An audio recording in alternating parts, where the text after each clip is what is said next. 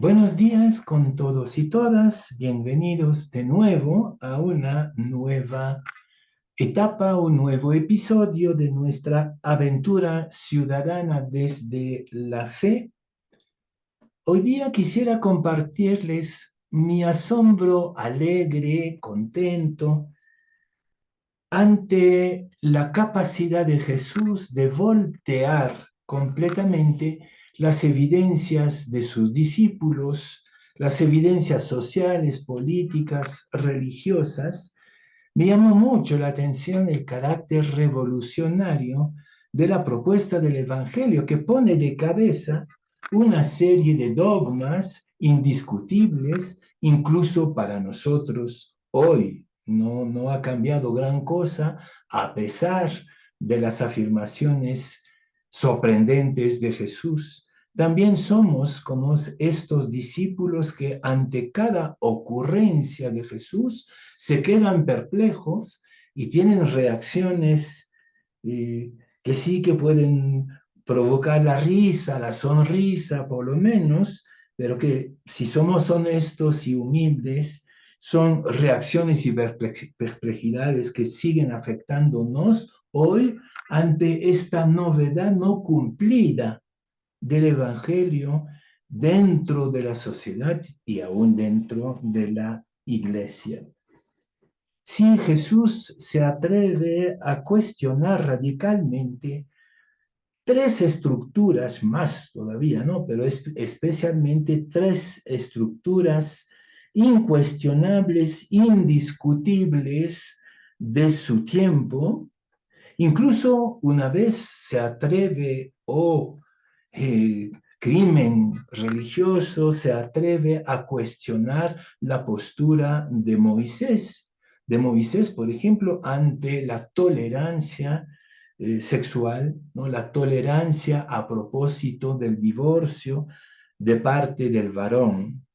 Bien, estas tres estructuras fundamentales de la sociedad que Jesús cuestiona y hace tambalear es primero el patriarcalismo. Se le pregunta si un varón puede despedir a su mujer por cualquier motivo. La semana pasada teníamos el Evangelio de Mateo, que sigue siendo un poco patriarcal, ¿no?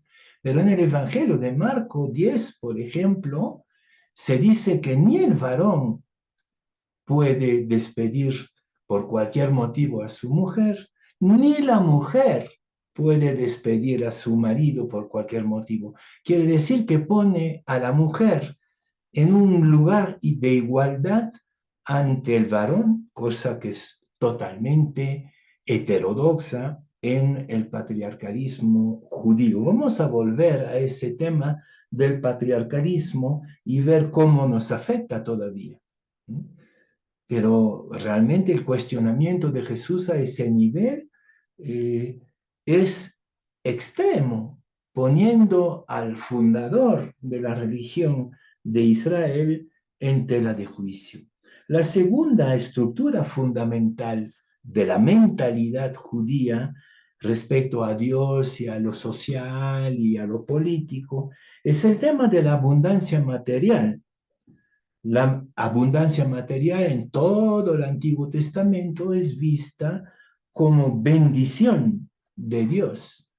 Y seguramente que el joven rico que vino a conversar con Jesús la semana pasada en uno de los evangelios de la liturgia, consideraba eso incuestionable. Su riqueza era la señal de la bendición de Dios. Y cuando Jesús le propone lo contrario para ser plenamente feliz, para entrar con toda alegría y toda libertad en el reino, cuando le propone un seguimiento pobre y con los pobres, se va muy triste porque esto es un escándalo, uno de los tantos escándalos del Evangelio. Y el tercer vuelco casi que le afecta al propio Jesús en el encuentro con la mujer cananea, es esta incuestionable afirmación que el pueblo de Israel es un pueblo elegido, es el pueblo de Dios, y que los demás, pues, ¿qué vamos a hacer? Son perros, ¿no? Esta mentalidad cerrada, religiosamente cerrada, también parece que la tenía Jesús, ¿no? Y tuvo que hacer el vuelco del reino gracias a la insistencia un poco insolente de la mujer cananea que exige que Jesús actúe para sanar a su hija. Lo que está detrás de estos cuestionamientos, de estos hacer tumbar, caer las estructuras más sagradas del sistema social y religioso, lo que está en tela de juicio son nuestras mentalidades y nuestras resistencias, y los discípulos lo van a expresar de manera casi caricaturizada ante la imposibilidad de despedir a su mujer por cualquier motivo, entre comillas, hay que insistir en eso, ¿no? La reacción de los discípulos es chistosa. Entonces, no conviene casarse, ¿no? O sea que no conviene poner en tela de juicio los derechos absolutos del varón en el sistema patriarcal. El celibato viene a ser como una alternativa de refugio del varón, entonces, para los discípulos, evidentemente que no tiene nada que ver con la perspectiva del reino. O cuando Jesús les habla de los ricos y dice que para un rico es más difícil entrar al reino de Dios que a un camello pasar por el agujero de la aguja. Los discípulos asustadísimos dicen, pero ¿quién puede salvarse? Porque eso pone justamente en juicio, en cuestión, su dogma de la abundancia material como bendición de Dios. Y finalmente, con la mujer samaritana, por ejemplo, esto ya no lo tuvimos la semana pasada en la liturgia, pero está en eco con todo lo que estamos conversando ahora. eh, Jesús habla libremente con una mujer pagana, con una mujer cananea, samaritana, la del otro lado de la frontera religiosa. Y los discípulos también ahí se van a escandalizar, pero no van a decir nada.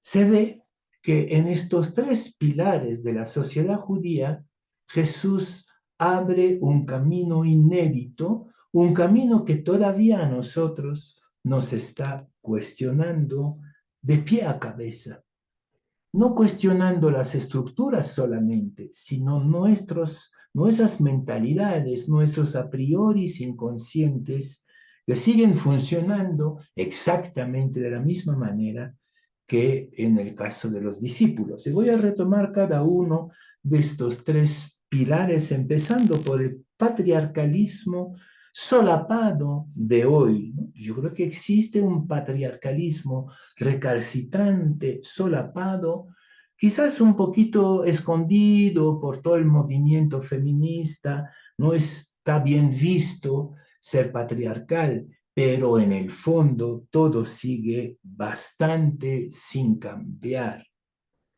Pienso, por ejemplo, en la famosa equidad de género en la política, en la iglesia, en la economía, en la vida académica. Esta equidad de género sigue siendo un saludo a la bandera, una reivindicación totalmente incumplido o mayormente incumplida. Los abusos de poder que vemos estallar por todas partes, estos abusos de poder y la violencia de esos abusos de poder, ¿acaso no afectan principalmente a las mujeres desde la edad de niñas? A medida en que la mujer se resiste a este abuso, se transforma en una violencia abierta. La trata de personas, el feminicidio, ¿no está acaso en auge en nuestros países y en el mundo entero a proporción de la toma de palabra de las mujeres.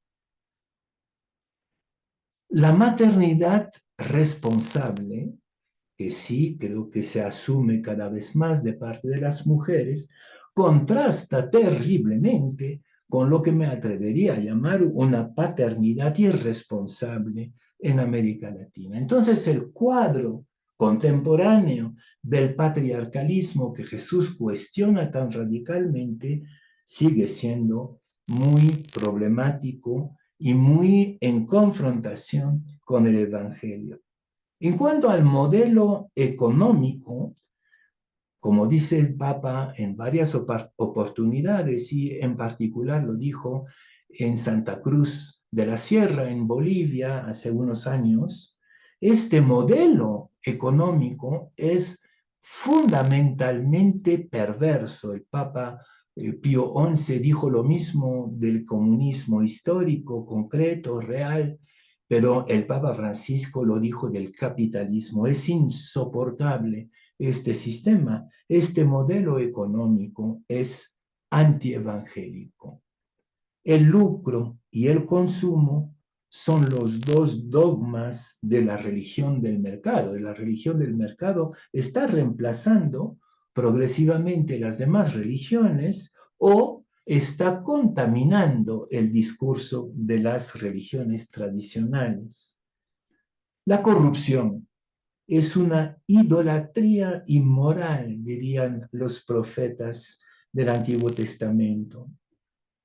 Está por encima de toda otra consideración el provecho de unos pocos, por encima de todo tipo de consideración. Todas las ideologías confundidas, lo vemos ahora de manera a veces bien triste, todas las ideologías confundidas de izquierda, de derecha, uno se pregunta si esto todavía tiene sentido, esa distinción entre derecha y izquierda, si tiene sentido frente a la corrupción universal de todas las ideologías que se van estancando en esta lógica corrupta y les devuelvo a mi reflexión de hace algunas semanas sobre la crisis de liderazgo. Los pobres también, y es eso también uno de los dramas, los pobres también se ven contaminados por la mentalidad capitalista, por el nuevo dogma, por la nueva ilusión casi mística y religiosa del lucro y del consumo. Entonces, nuestro modelo está lejos del cuestionamiento evangélico sobre dalo todo a los pobres y sígueme.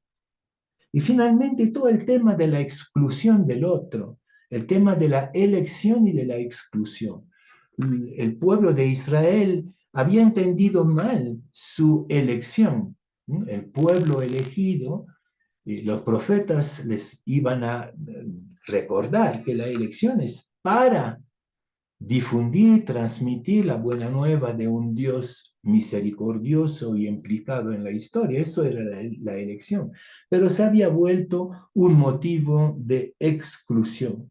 Estamos en una sociedad que creo que no le gana ninguna otra sociedad en cuestión de exclusión, lo que se llama hoy la racialización de la violencia estructural, por ejemplo, ¿no? Saben que ya está claro que no existen razas, pero lo que sí existe es la racialización de los excluidos, ¿no? Basta ver la práctica de la policía, ¿ya? ¿Cómo actúa la policía ante un negro, ante un venezolano, ante un indígena? ¿Y cómo actúa ante un pituco de los barrios bonitos?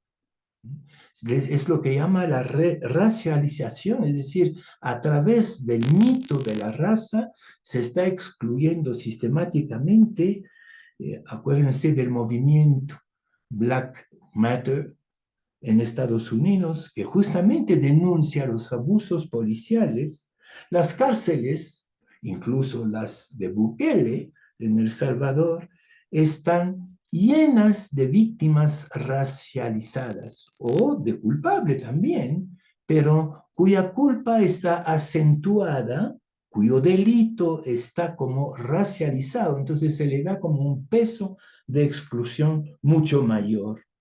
La represión afecta mucho más al que no tiene piel blanca, que no piensa como dentro del esquema occidental. Se ha banalizado en América Latina, especialmente, las violaciones de los derechos humanos. Creo que el ejemplo del presidente Bukele en El Salvador, pero lo que se llama hoy día la ola Bukele, es decir, la atracción por este desprecio de los derechos humanos con el fin de parar la delincuencia, que es real, está tentando a todo el continente. Fue el caso de Bolsonaro en Brasil, ahora es la elección primaria de Milei en Argentina. Por todas partes se ve esta tentación de autoritarismo que decide de Nicaragua también, ¿no? Con el pretexto de excluir en vez de reintegrar al delincuente, al violento. También en la religión no nos faltan discursos excluyentes, muchos. Se habla mucho del Islam fanático, pero al interior de la iglesia hay cantidad de ejemplos de exclusiones, incluso de exclusiones entre nosotros. Y bueno, en este momento se está dando una ola, sobre todo en los países del norte de Europa, de blasfemias, entre comillas, dirían los musulmanes, quemando en público el Corán. Parece que se ha vuelto una manera de moda en este momento en los países del norte de Europa. Este discurso fanático y excluyente no tiene límite ni tiene un solo actor. Todos estamos metidos en esto. Termino entonces. Si Jesús da una propuesta revolucionaria, si el Evangelio marca un vuelco y que los discípulos de entonces, como nosotros, salimos perplejos sin querer cambiar de mentalidad a la luz del Evangelio, ¿cómo releer hoy el Evangelio para proponer lo que voy a llamar una ciudadanía de reciprocidad? En los tres vuelcos evangélicos se trata de reemplazar la exclusión por la reciprocidad. Y no digamos demasiado pronto que no somos excluyentes o exclusivos. Todos tenemos, aún que sea una pizca, pero una pizca fuerte de exclusión y de exclusivo. Entonces hay que pasar de la exclusión a la reciprocidad. Creo que las culturas andinas o indígenas en general nos pueden educar muy bien en este sentido de la reciprocidad. Y hay que reaprender la lógica de la consulta, del diálogo, del consenso, más allá de esta lógica universal del triunfo y el fracaso. No hay alternativa en el sistema, en la estructura de la sociedad de hoy. O tú triunfas o tú fracasas. Y eso mismo es la base de la exclusión. Porque el que triunfa excluye al fracasado y el que fracasa se siente excluido de toda posibilidad de esperanza. ¿Cómo pasar de la mortífera lógica de triunfo-fracaso a la lógica del consenso, del diálogo, del debate, de la consulta? Es la hora de construir una ciudadanía inter, donde cada uno está en pie de igualdad. Intergénero, hombre y mujer, y las diferentes variantes hoy día del discurso de género, intercultural, interreligiosa, intergeneracional. Un pensamiento inter que no solamente imagina un mundo en diversidad, piensa un mundo en diversidad, sino que empieza a construir desde la diversidad. En este proyecto alternativo de reciprocidad y no de exclusión, la competitividad individualista que está carcomiendo a cada ciudadano en este momento, la competitividad individualista es radicalmente contraria al Evangelio. Acuérdense de un Evangelio que tuvimos también la semana pasada y del obrero de la 11ª hora. La única competitividad que sí es compatible y buena para el Evangelio es la emulación mutua, la emulación, empujarse mutuamente a crecer, crecer juntos y ayudarnos a crecer cada uno y juntos en un proyecto común, esto es de Dios.